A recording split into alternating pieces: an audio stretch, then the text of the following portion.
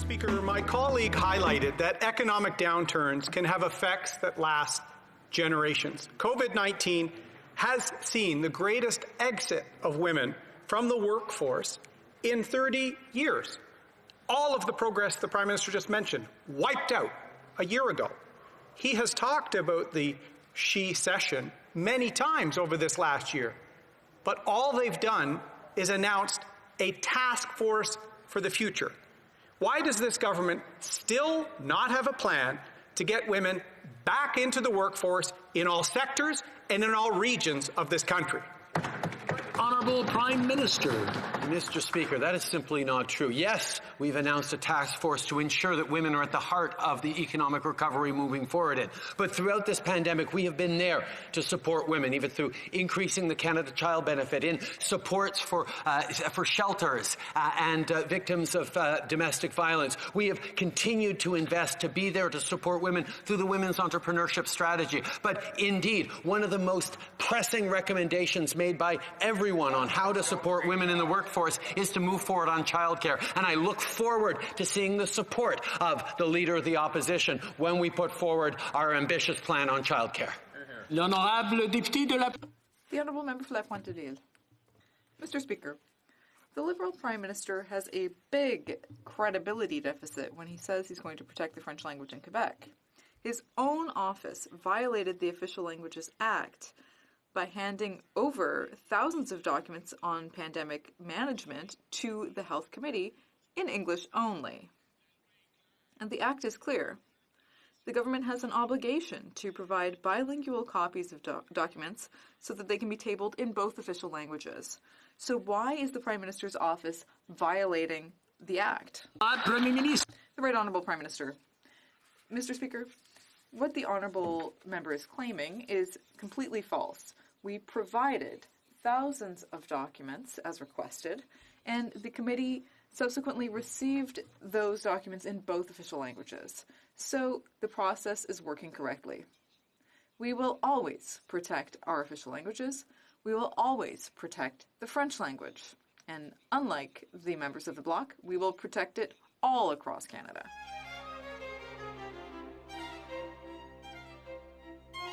Canada is grounded in science. The Honourable Member for Calgary Nose Hill. Mr. Speaker, for people who are watching, what the Prime Minister is essentially saying is that because he failed to get the Pfizer vaccine into Canada in December, January, and February, like many other countries did, at very small amounts, now we're going to have to delay dosing to 4 months, which is something no other country is doing. So when he's saying he listens to experts, he's actually listening to political advice experts in his office. And this could lead to vaccine-resistant variants, as medical experts have said. So is the Prime Minister confident that his non-data-driven decision to space the Pfizer vaccines doses 4 months apart will not lead to vaccine-resistant variants developing in Canada? The Right Honourable Prime Minister. Well, this is interesting because we've all seen Conservative politicians casting doubt on science, casting doubt on experts, saying the pandemic isn't real, you shouldn't wear masks. It is really concerning to hear that kind of suspicion around what scientists and experts say from the Conservative health critic. However, knowing what the Conservative Party's approach is on science, we shouldn't be surprised.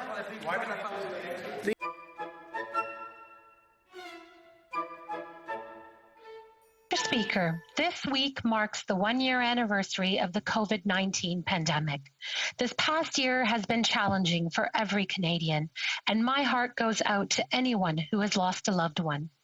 Governments at all levels have been making hard decisions to slow the spread of the virus, but we have been there every step of the way. Can the Prime Minister tell us more about how our government has worked to keep Canadians safe from COVID-19 throughout this year? The Right Honourable Prime Minister.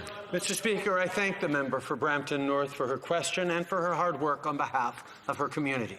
From day one, we've taken action, supported the provinces and territories, and provided billions of dollars to support contact tracing and testing capacity, to deliver millions of rapid tests and billions of items of PPE, and send on-the-ground hotspot assistance through the Canadian Red Cross.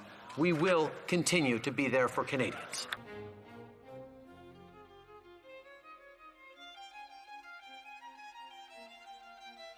Minister tell Canadians what he means when his government says that Line 5 is different than Keystone XL? Is it different because the Minister of Natural Resources is paying more attention this time? Is it different because he might actually engage the U.S. administration on this issue? Is it different because it involves Canadian jobs outside of Western Canada? Keystone XL's cancellation represents the loss of thousands of Canadian jobs and billions of dollars of economic value to our country. So does Line 5. So what is different this time? The Right Honourable Prime Minister. Mr. Speaker, as we did for many, many years, we continued to advocate for Keystone XL up until the moment when a final decision was made. We are continuing to advocate for Line 5 and will continue to because we know how important it is to Canadian energy and energy workers. We also have continued to be there for workers in the oil patch, whether it was by purchasing the Trans Mountain Pipeline expansion in order to ensure that it gets built, whether it was investing billions of dollars for orphan wells, whether it's by standing up for Canadian energy workers and a brighter future we're building together. We will continue to be there to demonstrate that we know the future must include oil and gas workers in Alberta and across the country. The Honourable Leader of the Opposition. Mr. Speaker, the Prime Minister has let thousands of Canadian families down twice with Keystone XL. Talks have broken down between... Let's not be naive. Let's not lose our talent. Canada's main competitive advantage has been our skilled workforce, and we are losing it due to COVID-19. Let's also acknowledge that aerospace exists in a fierce, globally competitive marketplace, and once our jobs leave, they don't come back. So on behalf of our industry, we urge all of you to continue the tradition, stand by us, grow this sector for the future, and protect its legacy and its jobs. Thank you for your time. Thank you.